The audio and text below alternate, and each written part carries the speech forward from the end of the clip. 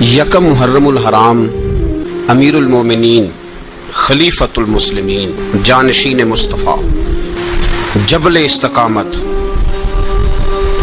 اور رسول اللہ کے دین کا بہت بڑا سپاہی حضرت عمر فاروق رضی اللہ تعالیٰ عنہ، جناب عمر کا نام صرف کام نہیں، حضرت عمر کا نام انقلاب برپا کر دیتا ہے۔ حضرت عمر کا نام کفر کے ایوانوں میں، جبر، ظلم، شرک کی وادیوں میں جب حضرت عمر کا نام بھی لیا جائے تو بے ایمان کانپنا شروع ہو جاتے ہیں۔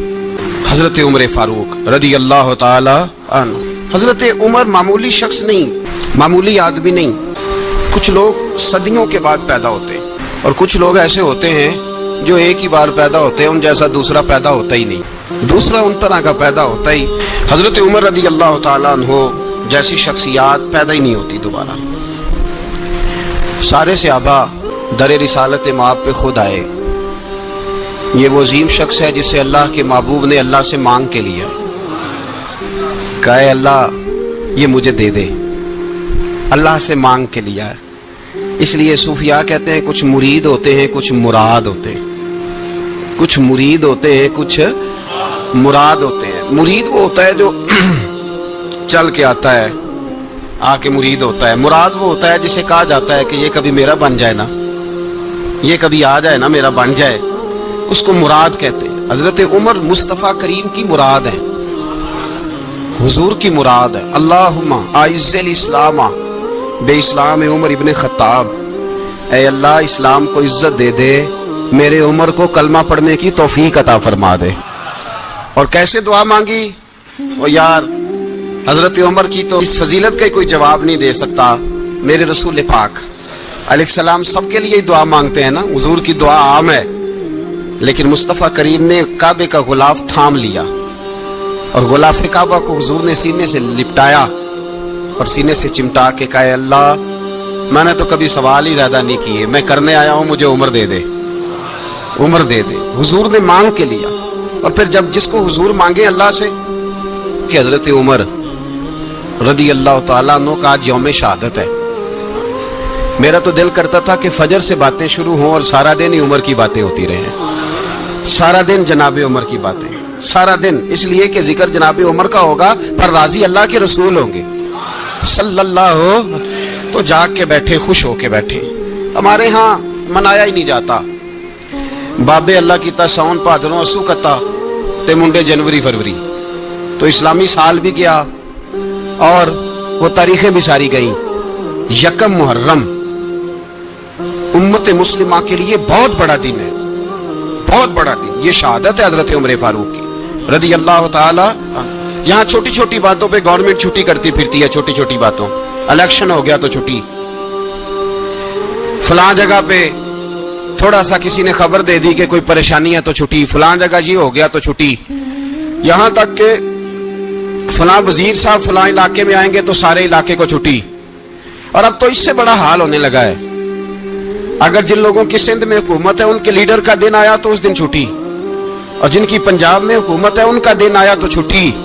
ہمارا مطالبہ ہے حکومت پاکستان سے، اگر سر اٹھا کے جینا چاہتے ہو تو یکم محرم کو چھٹی کیا کرو، اگر سر اٹھا کے جینا چاہتے ہو تو یکم محرم کو چھٹی کرو جناب عمر کے دن، اور ملت کے جوانوں کو بتاؤ کہ اگر عزت کی زندگی جینا چاہتے ہو تو اس طرح جیو جس طرح فاروق اعظم جی کے گئے ہیں۔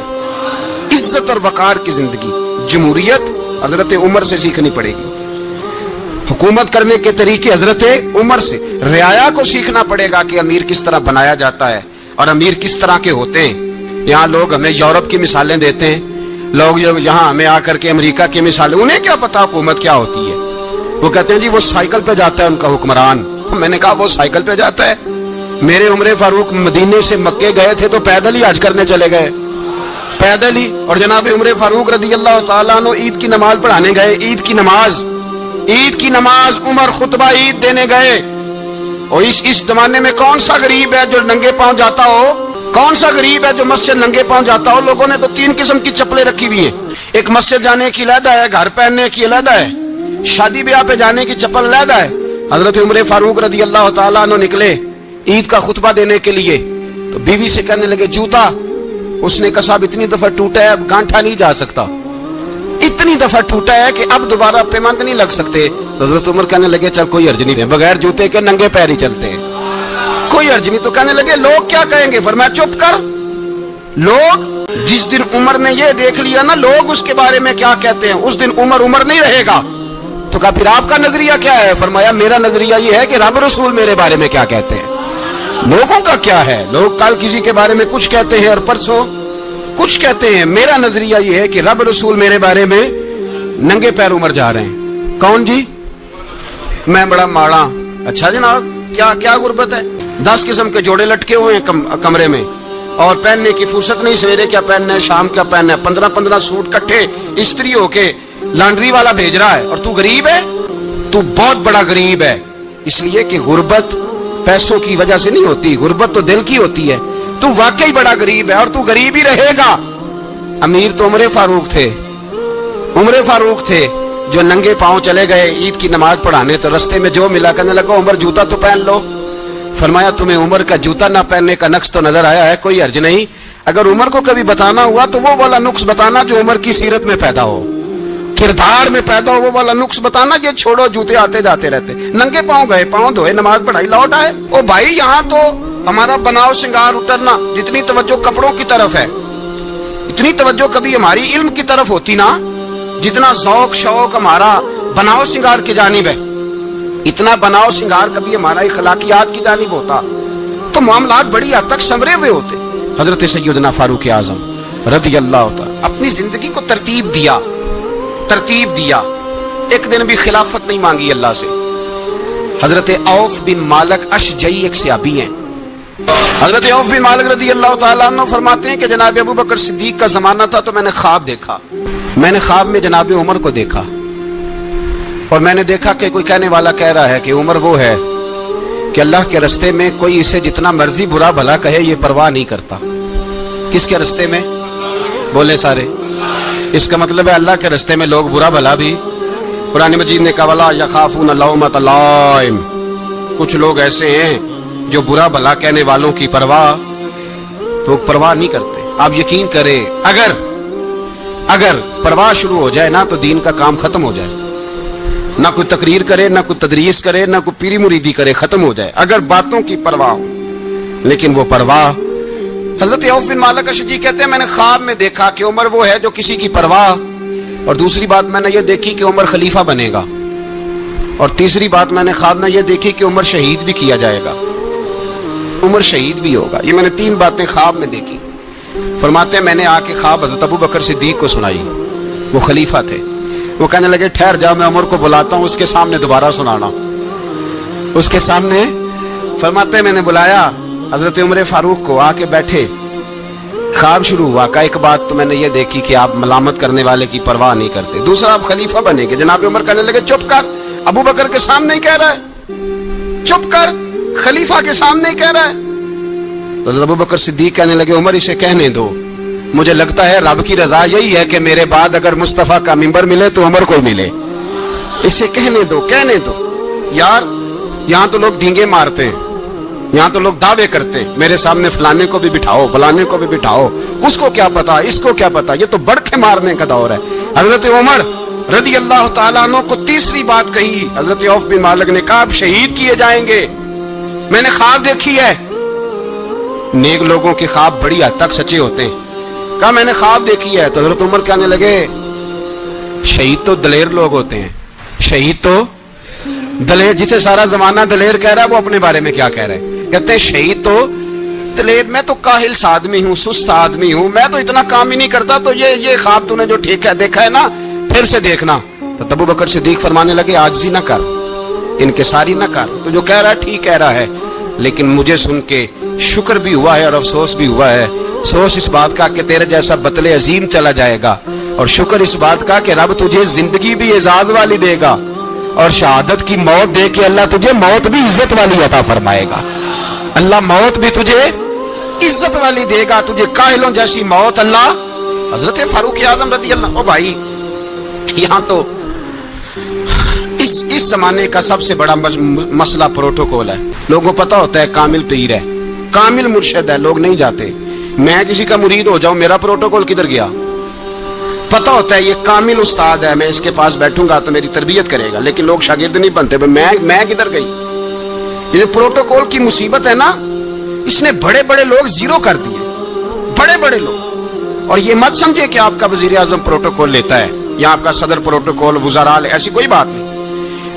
ہم چھوٹے طبقے سے لے کر بڑے سارے پروٹوکول کے قائل ہیں. ہمارا تو داماد بھی کہتا ہے کہ مجھے پوچھا نہیں میں تمہارے گھر کیوں آؤں. ہمارا تو بھائی ہر شخص اعلان کرتا ہے پروٹوکول کا, فلانے نے عزت نہیں دی تو واپس آ جاؤ, فلانے نے سلوٹ نہیں کیا تو واپس آ جاؤ. لوگ جہاں سلوٹ کرنا چاہیے وہاں بھی سلوٹ کرانے کے قائل ہیں. پر حضرت عمر رضی اللہ تعالی, حضرت عمر کی سادگی اور پھر جناب عمر کی عاجزی, جب انسان اپنے اوپر سوار کر لیتا ہے نا, سوار کر لیتا ہے, میں بدکار پرانا خادم کسے در ملی نہیں ٹوئی, اتواصف یار نے نظر جو کی تھی تے واصفی. میں اکثر سوچتا ہوں حضور نے جہاں بھی کہا نا, فرمایا میرے بعد نبی ہوتے تو خطاب کے بیٹے عمر ہوتے.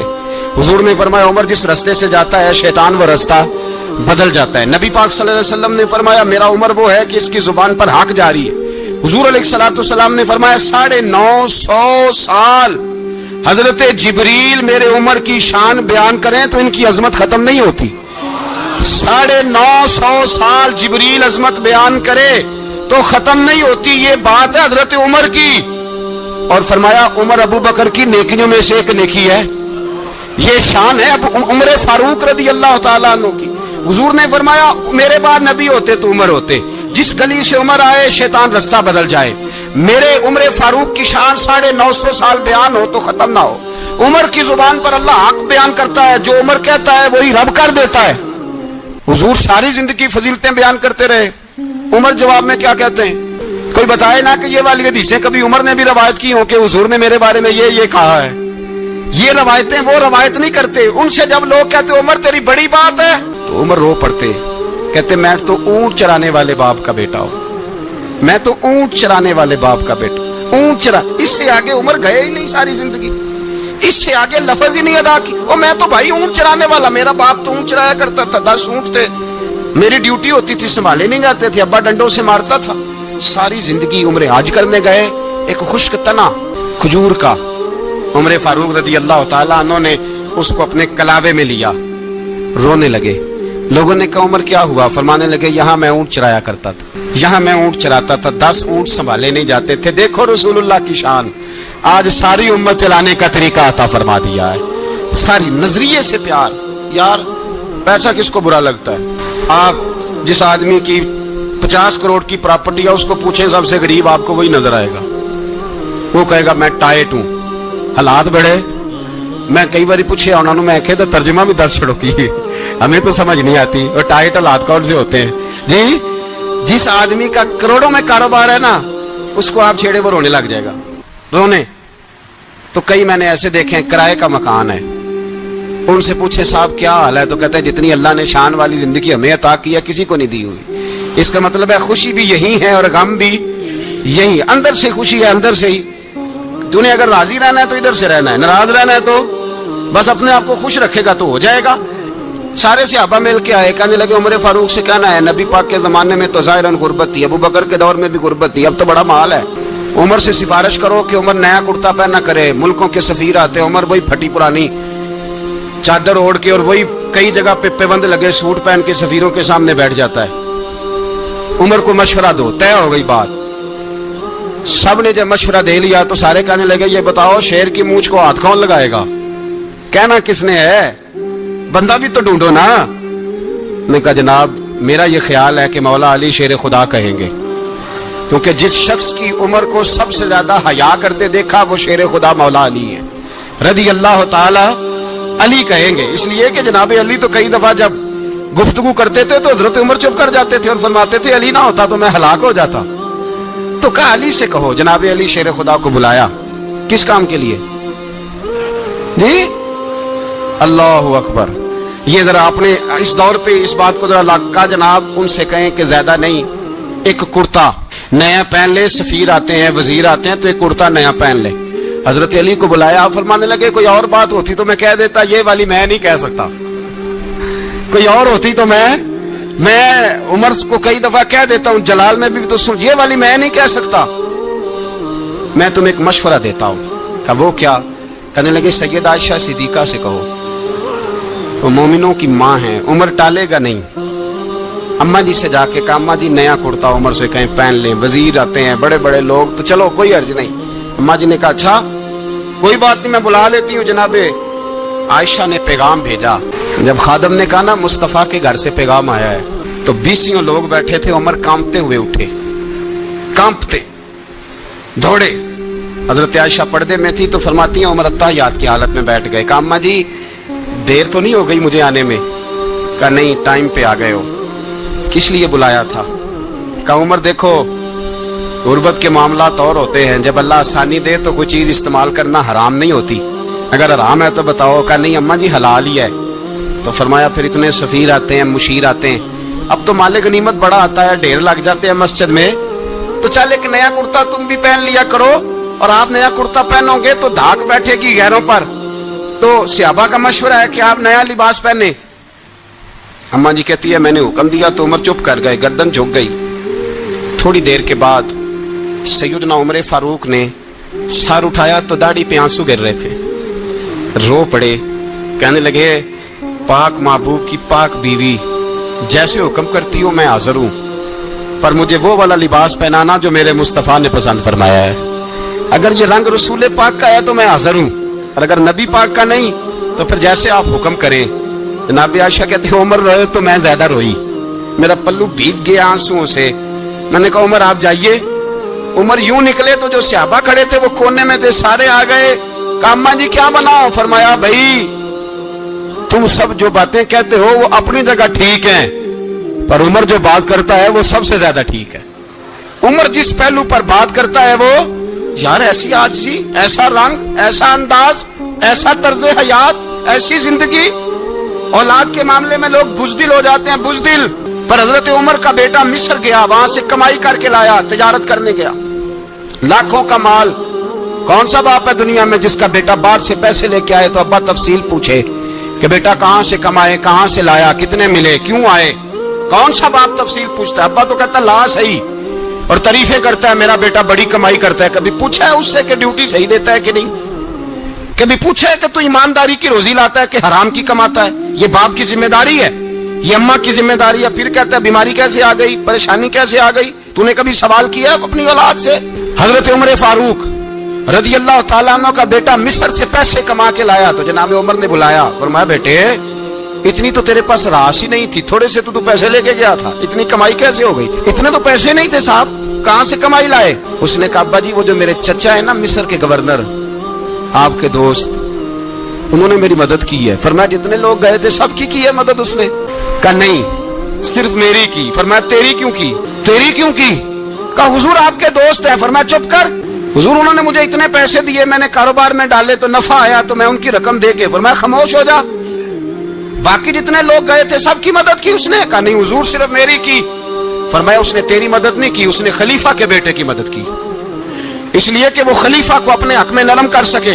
فرمایا آدھا مال تیرا ہے، آدھا مال غنیمت کا ہے، مال خزانہ کا ہے، مسلمانوں کا ہے، اس لیے کہ تو جو وہاں سے مال کما کے لایا ہے وہ اپنے باپ کے خلیفہ ہونے کی وجہ سے کما کے لایا ہے، لہذا رکھ ادھر۔ یہاں کہتے ہیں کدھر سے آیا، کیسے آیا، کون سا حساب دیں، کیا کریں؟ او بھائی حضرت عمر رضی اللہ تعالیٰ عنہ کا اپنی اولاد کے بارے میں یہ رنگ ہے۔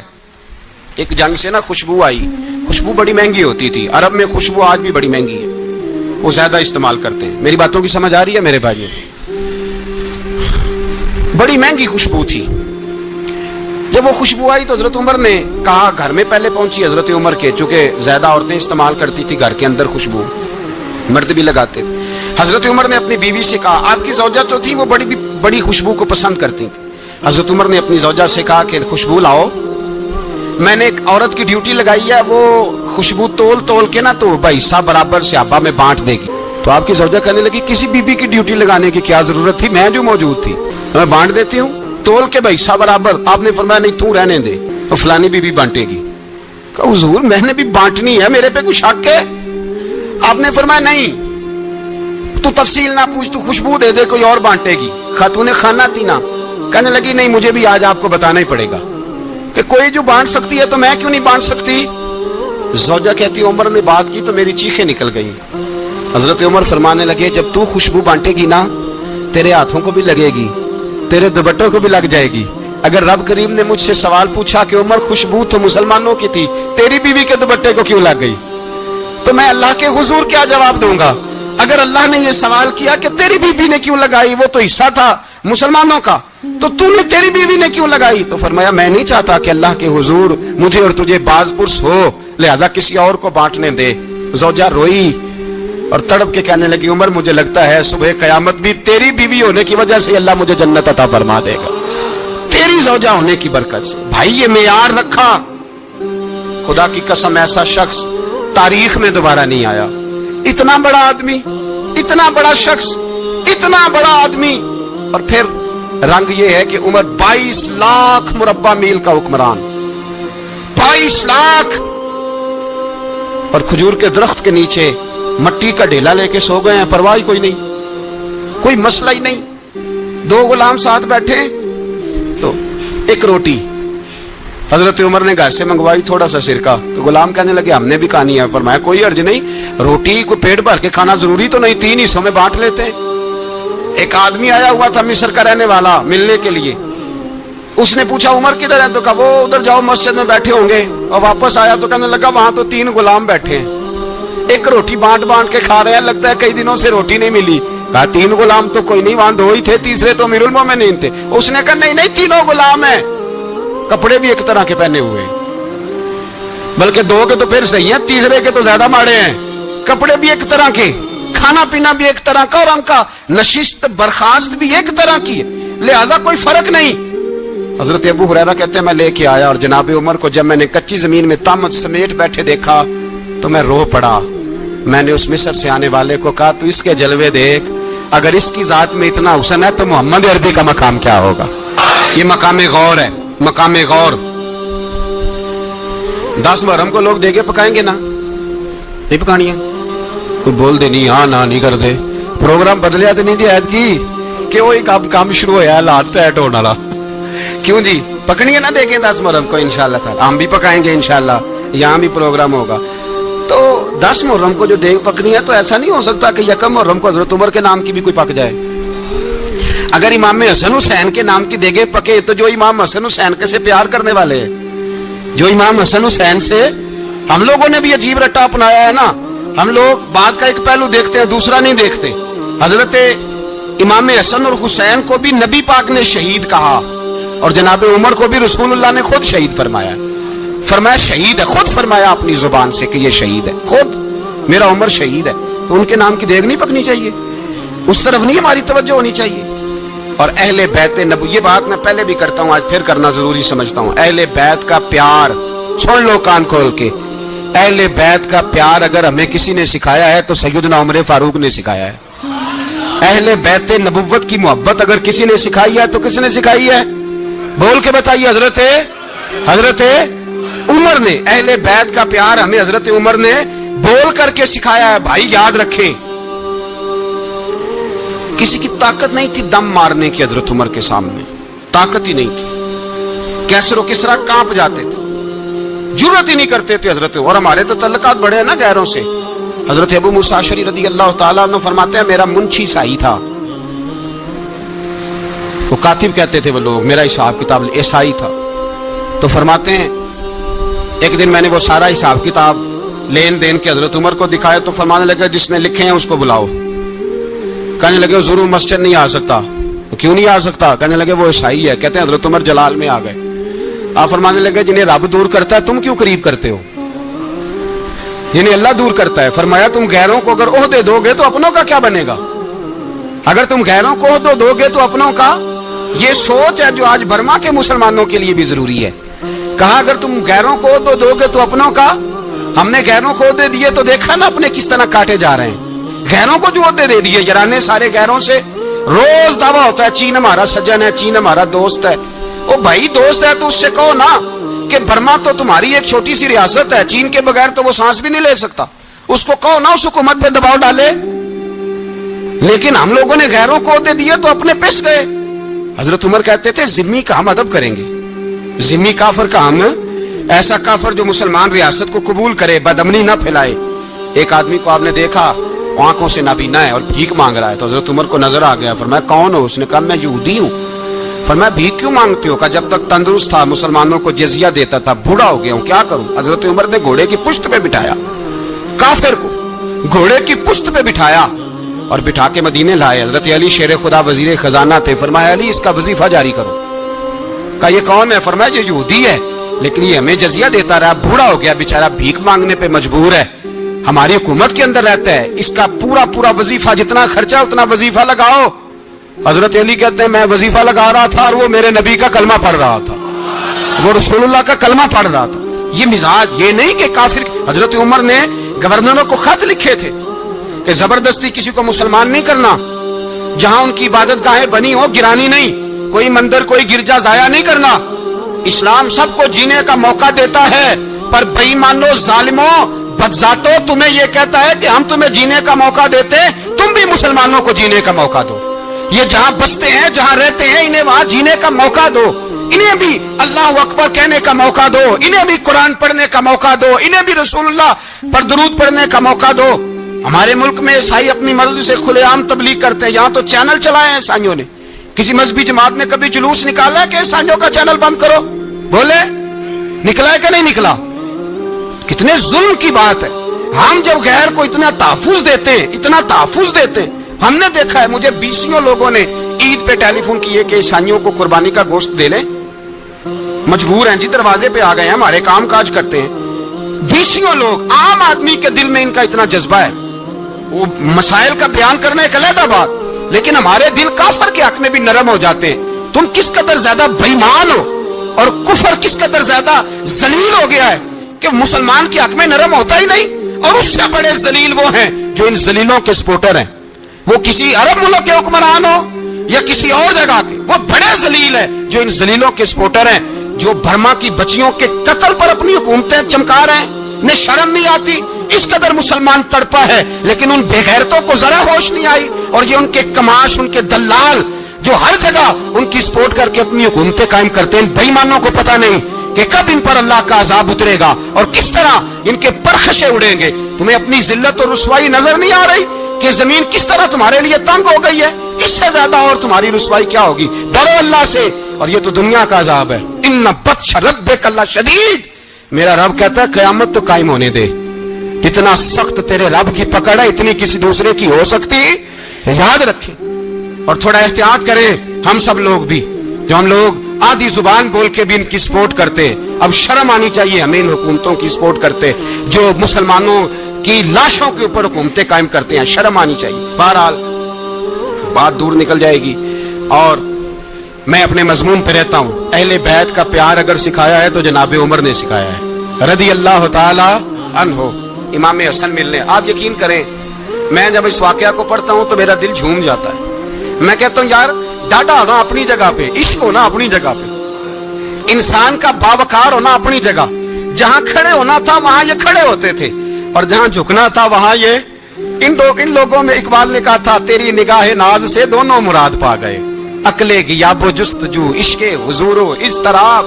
جہاں اگر آیا ہے سامنے کیسر و کسرا تو عمر جیسا دلیر کوئی نہیں, اگر سامنے آیا ایران کا بادشاہ تو عمر جیسا تگڑا کوئی نہیں, اگر آیا ہے سامنے غسان کا بادشاہ تو عمر جیسا عادل کوئی نہیں. لیکن اگر علی کا بیٹا آیا ہے, اگر فاطمہ کے لال پارے آئے ہیں تو پھر فاروق اعظم سے جیسا محب کوئی نہیں, پھر ان سے جیسا پیار کرنے والا کوئی نہیں. اندر بیٹھے ہیں جناب عمر, اندر تنہائی میں کچھ وزیروں سے گفتگو ہو رہی ہے, میٹنگیں جاری ہیں. آپ کے بیٹے ملنے آئے جناب عبداللہ ابن عمر, ابا جی ملنا ہے, بات ٹھہرو بات کر رہا ہوں, کوئی نہ اندر آئے. صاحب زیادہ باہر کھڑا ہے, تھوڑی دیر گزری تو امام حسن بھی آ گئے. کون آئے؟ آپ کو جو ملے گا امام صاحب کا نام لینے سے, وہ سردار ہیں جنتیوں. کون آئے؟ سارے بولیے. امام حسن تیری نسل پاک میں ہے بچہ بچہ نور کا, تو ہے نے نور تیرا سب کرانا. امام حسن آئے تو حضرت عبداللہ ابن عمر کو دروازے پہ کھڑے دیکھا, کہا امیر المومنین کہاں ہیں؟ کہنے لگے حضرت عمر کے بیٹے. کہنے لگے وہ اندر بیٹھے, کچھ میٹنگ ہو رہی ہے اور انہوں نے کہا کوئی اندر نہ آئے, لیکن آپ جانا چاہیں تو چلے جائیں. آپ جانا چاہیں تو تیری نسل پاک میں ہے بچہ بچہ نور، آپ جانا چاہیں تو چلے جائیں۔ تو انہوں نے کہا جب آپ باہر کھڑے ہیں تو مجھے کوئی اتنا ضروری کام نہیں، اور ابھی زور کی نماز تھوڑی دیر میں ہوگی، میں مسجد میں مل لوں گا امیر المومنین سے۔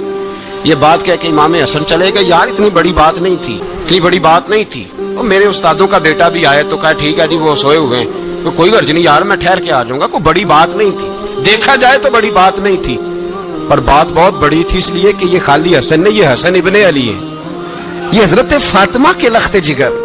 حضرت عمر باہر نکلے، عبداللہ ابن عمر سے پوچھا کوئی آیا تو نہیں؟ تو کہا حضور امام حسن آئے تھے۔ تو کہا پھر شہزادے کو اندر کیوں نہیں بھیجا؟ کہا میں نے کہا تھا، وہ کہنے لگے اگر امیر المومنین مصروف ہیں تو میں ظہر میں مل لوں گا۔ حضرت عمر رونے لگے، فرمایا بیٹے تو نے اچھا نہیں کیا۔ پھر مسجد نہیں گئے، سیدھے امام حسن کے دروازے دستک دی، امام حسن باہر آئے، کہا شہزادے آئے تھے تو ملے کیوں نہیں؟ تو امام حسن کہنے لگے حضور آپ کا اپنا بیٹا دروازے پہ کھڑا تھا، آپ کا اپنا بیٹا دروازے پہ کھڑا تھا، وہ منع بھی کیا تھا آپ نے تو میں زور میں مل لیتا۔ حضرت امام حسن فرماتے جوش جذبات میں جناب عمر نے سر سے پگڑی اتار دی، جوش جذبات میں کہنے لگے حسن میرے بیٹے کا اور آپ کا کیا مقابلہ؟ کیا اس کی ماں کا نام فاطمہ الزہرا ہے؟ کیا اس کی نانی کا نام ختیجۃ الکبریٰ ہے؟ کیا اس کے نانے کا نام محمد مصطفیٰ ہے؟ آپ کا اور اس کا کیا مقابلہ؟ پھر رو پڑے اور کہنے لگے بیٹے میں مکے کے صحراؤں میں اونٹ چرایا کرتا تھا، یہ جو میرے سر پر عزت کے بال ہیں یہ تیرے نانے کے اگائے ہوئے، میں مکے کے خبردار شہزادے خبردار۔ او بھائی اہل بیت نبوت کے ادب کا رنگ اگر سکھایا ہے تو سیدنا عمر نے سکھایا ہے۔ حضرت عمر فاروق اتھارٹی ہے، اسلام کی اتھارٹی۔ یکم محرم حضرت عمر کی شہادت ہے۔ یہودی بول اٹھا، کافر بول اٹھا، اگر 6 مہینے عمر دنیا میں اور رہتے تو دنیا میں کوئی کافر موجود نہ ہوتا، 6 مہینے۔ اور جب اس بطل جلیل کا جنازہ اٹھا، اللہ بخاری پڑھیے نا، اللہم ارزقنا شہادت فی سبیلک، اللہ بسترے کی موت نہ دینا، شہادت کی دینا۔ عمر شہید ہوئے، مسجد نبوی میں نماز پڑھاتے، اور جب جنازہ اٹھا تو مدینے کا پھر پیچھے جو دلیر بچے وہ مولا علی تھے۔ مولا علی جناب عمر کا جنازہ اٹھا تو سب سے پہلی ہائے جو نکلی وہ حضرت علی کی زبان سے نکلی، اور حضرت علی ساری داڑھی آنسوؤں سے بھر گئی۔ لوگوں نے کہا کہ علی کیا ہوا؟ فرمانے لگے تم دیکھ نہیں رہے جنازہ کس کا اٹھا ہے، پلٹ کے دیکھو تو صحیح، تمہیں پتہ نہیں یہ کون گیا ہے؟ کہ حضور کیا ہوا؟ اب فرمانے لگے عمر اس طرح کے کام کر کے گیا ہے، اب ان کے رستوں پہ کون چلے گا؟ کون اس کے جگر راہ وفا میں میں نقش ایسے چھوڑ آیا ہوں، میں جس منزل سے گزرا ہوں وہ اب تک یاد کرتی ہے۔ حضرت علی حضرت عمر کے جنازے پہ کھڑے ہو کے کہتے ہیں اللہ مجھے اس طرح کے عمل کرنے کی توفیق دے جس طرح کے عمر کر کے گیا۔ میرے بھائی بطل عزیز، بطل حریت حضرت عمر رضی اللہ تعالیٰ عنہ جو اپنی زندگی انقلاب والی گزار کے گئے۔ عمر جب دنیا سے گئے تو 80 دینار کا قرضہ تھا، 22 لاکھ مربع میل کا حکمران، اور اپنے بیٹے سے کہنے لگے بیٹے کوشش کرنا تیرے خاندان والے مل کے میرا قرضہ اتار دے، میری قبر پہ بوجھ نہ رہے، اور اگر خاندان والے مدد نہ کریں تو میرے دوستوں سے بات کرنا، وہ مدد نہ کریں تو پھر علی سے بات کرنا۔ ان کا پیار آپس میں اتنا، اور تو اختلاف ثابت کر رہا ہے۔ 80 دینار کا قرضہ چھوڑ کر حضرت عمر دنیا سے گئے، اور جاتی دفعہ کہہ گئے میرے بعد میرے بچوں کو حکومت کے مشورے میں بھی شامل نہ کرنا، حکومت کے مشورے میں بھی میری اولاد شامل نہ ہو۔ اتنا بڑا شخص اتنا بڑا رنگ دے کے یکم محرم کو جب عمر فاروق کا وصال ہوا تو بیٹے سے کہنے لگے اماں عائشہ سے جا کے کہو میرا بھی نبی پاک کے روزے میں دفن ہونے کو دل کرتا ہے۔ ایک قبر کی جگہ ہے اماں جی نے اپنے لیے رکھی ہے، بخاری ہے بخاری۔ حضرت عائشہ کے پاس صاحبزادے گئے، کہنے لگے اماں جی عمر کو زخم لگ گیا ہے، حالت بڑی پریشانی والی ہے۔ وہ کہتے ہیں اگر اماں اجازت دیں۔ سید عائشہ رو پڑی، فرمانے لگی کہ اپنی قبر کی جگہ تو نہیں نہ کسی کو دیتا، پر عمر نے کمال ہی بڑا کیا، اسے کہو جاؤ گنبد خضرا میں قیامت تک جو مصطفیٰ پہ اور ابو بکر پہ سلام پڑے گا وہ تجھ پہ بھی سلام پڑھ کے جائے گا، جاؤ میں نے جگہ دی۔ اعلیٰ حضرت فاضل بریلوی رحمۃ اللہ علیہ فرماتے ہیں وہ عمر جس کے آداب شیدا شکر، اس خدا دوست حضرت پہ لاکھوں سلام، اس خدا دوست حضرت پہ۔ آپ یقین کریں मिंबर पे बैठा हूँ, हजरत उमर का जब नाम लेता हूँ तो मेरे वजूद के रोंगटे खड़े हो जाते हैं। हजरत उमर की जिंदगी जब पढ़ता हूँ तो लगता है खुदाया ऐसे शख्स भी दुनिया में आए, ऐसे लोग भी दुनिया में होकर गुजरे, ऐसा शख्स भी आया जिसने दुनिया सारी इस्लाम की गर्विदा कर दी, और वक्त आया तो चरवाहों से माफिया मांग मांग के कहा कि देखना उमर के बारे में दिल में बात कोई ना रखना।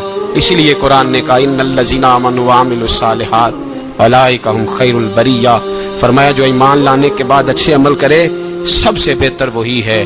दुआ है अल्लाह हमारी नस्ल को हजरत उमर के नक्शे कदम का मुसाफिर बनाए। आखिर